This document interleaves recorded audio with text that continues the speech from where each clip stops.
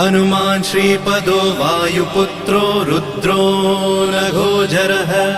अमृत्यवीरवीरश्च ग्रामवासो जनाश्रयः धनदो निर्गुणः शूरो वीरो निधिपतिर्मुनिः पिङ्गाक्षो वरदो वाग्मी सीता शोकविनाशकः शिवः शर्वः व्यक्तो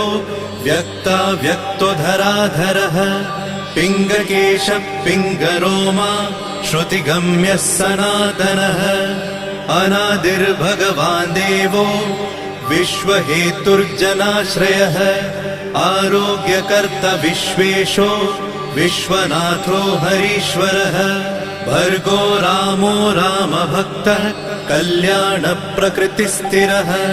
विश्वम्भरो विश्वमूर्तिर्